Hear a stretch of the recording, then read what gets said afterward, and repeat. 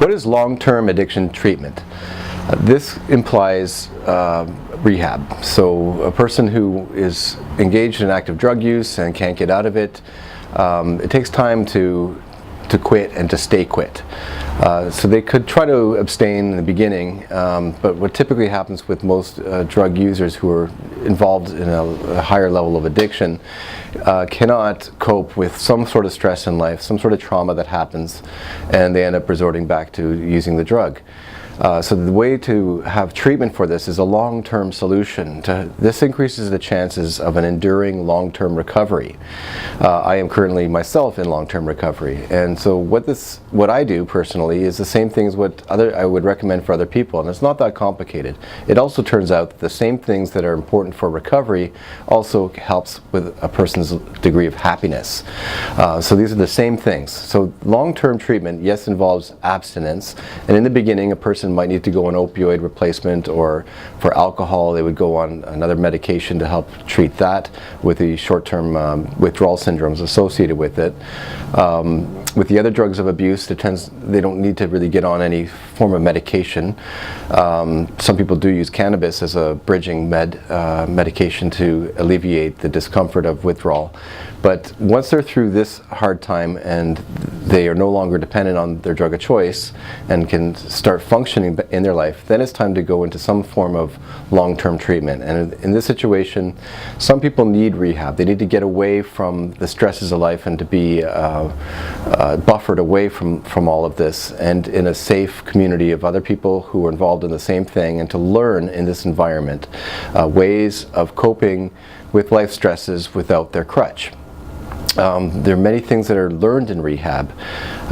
Now, rehab can be inpatient or outpatient, but inpatient is the safest one, and long-term would mean 3 months at least.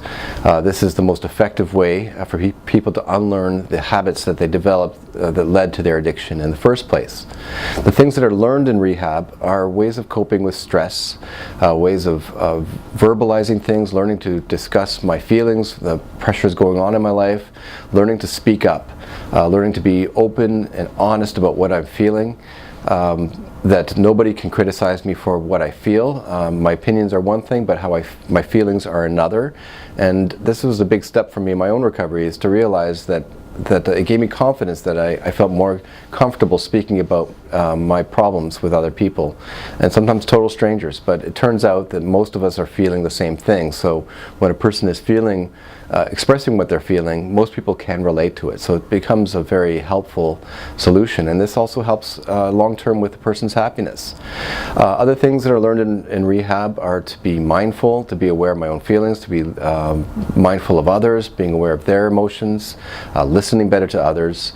In rehab, learning to meditate, how to sleep better at night by not ruminating or thinking about all the issues going on in my daily life, how to break down my stressors into things that I can and cannot control, and dismissing the latter. Dealing with stress is a big one, and not relying on my drug of choice is the way to not relying on my drug of choice and instead using the tools that I learned in rehab is how the best way to go in this situation. So coping with stress, breaking it down into what I can and cannot control, dismissing the latter, and then listing out the problems I have and focusing on one problem at a time. Other things are to enjoy things in life, to have some balance in life, to engage in recreational activities or entertaining activities. Being involved with other people is another one. Addiction or substance abuse is an illness of isolation, whereas recovery is all about connection with other people. So this is where long-term treatment is important, where a person can get out of their shell and be involved with other people. Once they're discharged from a rehab, or even if they never went to an inpatient, if they're on outpatient treatment, or even if it's not even treatment at all, it's important that a person gets connected with other people, and this can be with peer help groups like 12-step meetings, or rational recovery, or smart recovery. Getting involved in community activities, volunteering, for example. These are important things to ensure an enduring recovery. Another thing is that I have one-on-one time with my own addiction medicine doctor. I spend once a month with him. Earlier on in my recovery, it would be more like twice a month. I would also see my family doctor on a regular basis, and I also engage in a strong aftercare treatment. So aftercare means after treatment, whether it's inpatient in rehab or outpatient rehab. And aftercare is a group of people who are in a similar situation, that they're in recovery from whatever substance of abuse they were using before. And we all have similar problems, and it's good to be involved in this small community as well. So long-term treatment involves, in the short term, abstaining from the drug of choice and sometimes getting on replacement medications over the short term.